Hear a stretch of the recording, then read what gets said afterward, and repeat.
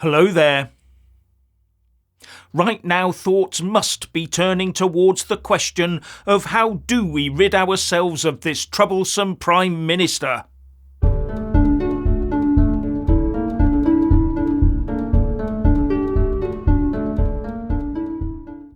Keir Starmer is under growing pressure right now, and no attempt to change the parliamentary code on freebie rules will get him out of it.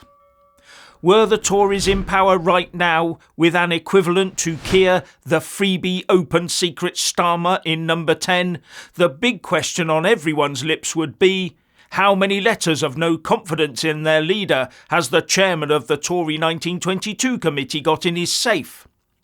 Because once he had the requisite amount of them, the leader, even if Prime Minister, is subject to a vote of confidence and could be forced out and a leadership battle commenced.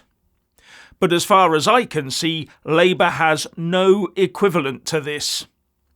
The nearest any challenger for the top party job can get to that is to get 20% of their fellow MPs to nominate them prior to the next annual session of party conference.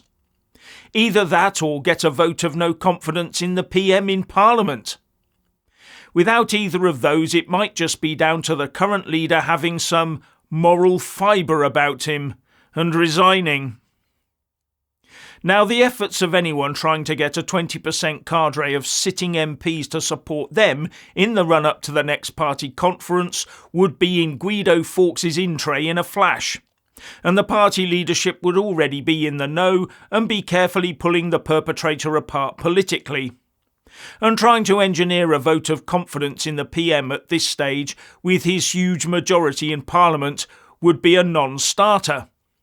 And as for relying on Keir Starmer's moral fibre to recognise that what he's done is wrong and then do the right thing, yeah, sure. Maybe he could have a leadership strategy meeting in, say, Lord Ali's Soho townhouse. You know, like the election strategy meetings his team reportedly held, and meetings by his Chief of Staff, Sue Gray, where the reason for the meetings has not been disclosed by number 10, says the Times.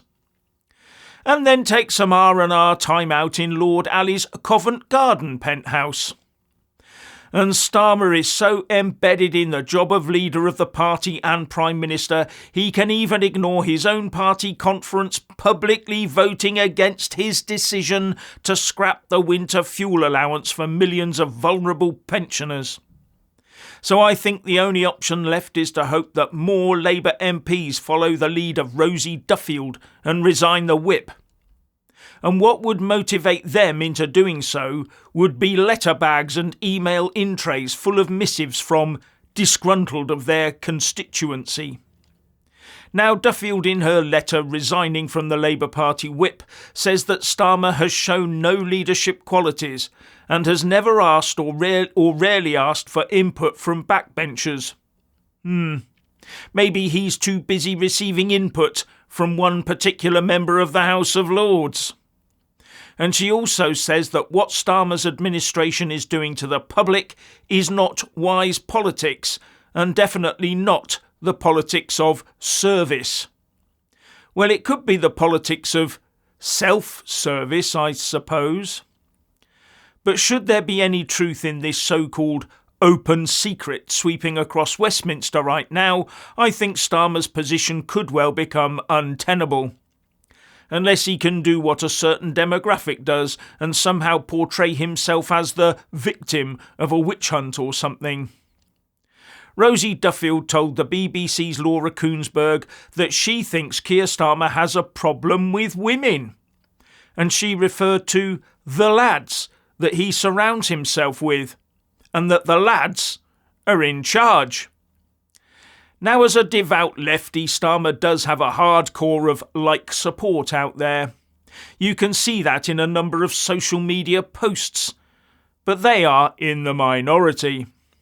And as ever, that support is based on the assumption that no one that far left of centre could ever do anything bad. And everything they are doing is helping to further the woke left cause, of course. not seeming to realise that it's more about people helping themselves to freebies rather than helping the vulnerable. Unless they came across on a rubber dinghy or have union backing, of course. Anyway, the real test will come on October the 30th, Rachel Reeves's first budget as Chancellor of the Exchequer. If even a tenth of what we've been primed to expect comes to fruition, we could see a lot of very unhappy voters. Now, people might think that he'll just soak the wealthy and make sure employers treat their employees with kid gloves. But they will soon come to realise that will have ramifications for the economy, and not good ramifications. The wealthy will start reducing their visits to the hairdressers and clothes shops, and the employers will start winding down their recruitment and investment plans and just weather out the storm until a new government comes along.